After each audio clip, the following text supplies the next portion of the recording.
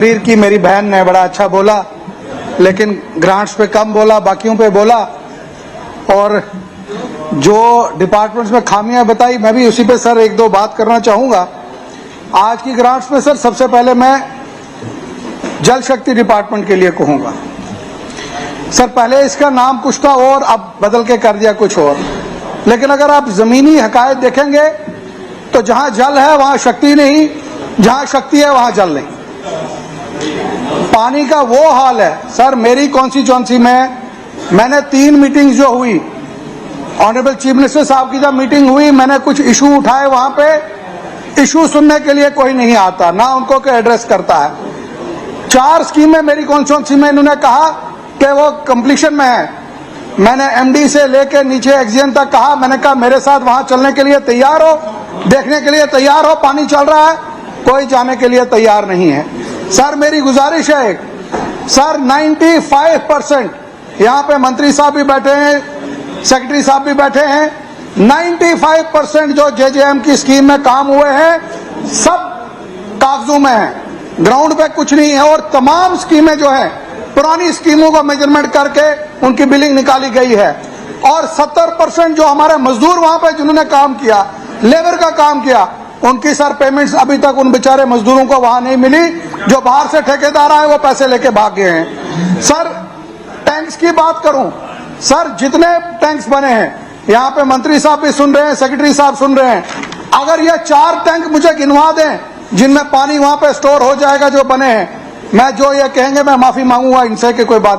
एक भी टैंक में पानी जो है 1 घंटा भी नहीं रह सकता, ऐसी बुरी हालत है सर स्कीम की। और तमाम पाइपें, सारी की सारी पाइपें, मैं कहूंगा 80% पाइपें बेच दी गई हैं। मेरी गुजारिश है हाउस से और जनाब ऑनरेबल स्पीकर सर आपसे भी कि जेजेएम स्कीम के ऊपर सबसे पहले मैं कहूंगा सीबीआई इंक्वायरी होनी चाहिए, और अगर सीबीआई नहीं होती है एनआईए इंक्वायरी करनी चाहिए, और अगर एनआईए नहीं होती है तो हाउस कमेटी यहाँ पे बनाए। मेरी आपसे गुजारिश है स्पीकर सर, मैं सबसे इधर भी दिखाता हूँ कि प्लीज इसके ऊपर आप एक इंक्वायरी कीजिए, मैं गुजारिश करता हूँ। सर एनआईए की इंक्वायरी होनी चाहिए। अगर किसी ने जम्मू कश्मीर के गरीब आदमियों को लूटा है, वो यही एक स्कीम है जिसने हर घर में जो है बुरा हाल किया, और जो हमारी पुरानी स्कीमें चल रही थी उनको पंक्चर कर दिया, जिसकी वजह से आज जो है पानी नहीं कहीं पे चल रहा है। ऑनरेबल स्पीकर सर, मेरी कॉन्स्टिट्यूएंसी में मोटर रात को जो ठीक होती है दूसरे दिन वो मोटर चल जाती है, कोई अकाउंटेबिलिटी नहीं है। इसके साथ साथ सर डेली वेजर्स की जो बात है, मैं उनके लिए भी बात करूंगा कि उनके लिए जो है कुछ न कुछ तरीका यहाँ पे बनाना चाहिए। मैं सर फॉरेस्ट डिपार्टमेंट के ऊपर बात करूंगा। सर अगर आप ऑनरेबल स्पीकर सर, अगर आप कभी विजिट करें हमारे जो जितने भी जंगलात है, वो पुंछ हो, सुरनकोट हो, मुगल रोड हो, सर लाखों के हिसाब से पेड़ गिरे हैं बर्फ की वजह से, और वो लकड़ी सड़ रही है। और पुंछ अगर मैं कहूं, मैं वहां डिस्ट्रिक्ट हेडक्वार्टर पे हजारों के हिसाब से लोगों की एप्लीकेशन लगी है कि जो फॉलन ड्राई ट्री है वो हमें वहां पे दिया जाए। सर उनकी सैंक्शंस नहीं हो रही है, मेरी गुजारिश है कि उनकी सैंक्शंस वहां पे होनी चाहिए।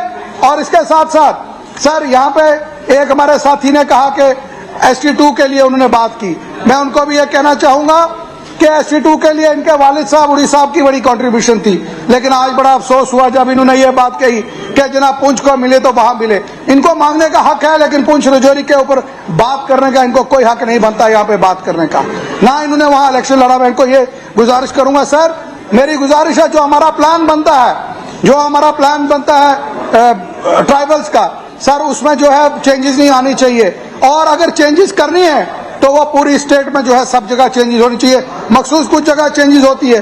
सर हमारे पहाड़ी हॉस्टल और गुजर बकरवाल हॉस्टल जो है उनकी हालत खराब है। मैं पुंछ के लिए और मंडी के लिए 2-2 नए जो है उनकी बिल्डिंग्स के लिए डिमांड करूंगा, उनके लिए वहां पे हॉस्टल बनने चाहिए। और खास करके सर जो हमारे वाइल्ड लाइफ की बात करूं, सर वाइल्ड लाइफ में एक बहुत बड़ी प्रॉब्लम है, सबसे ज्यादा लोग जो इंजर्ड है वो मेरी कॉन्स्टिट्यूएंसी के इंजर्ड है। इस वक्त तक पिछले 10 साल में जो लोग इंजर्ड हुए, इस वक्त तक उनको सर कोई कंपनसेशन नहीं मिला, ना मुआवजा मिला।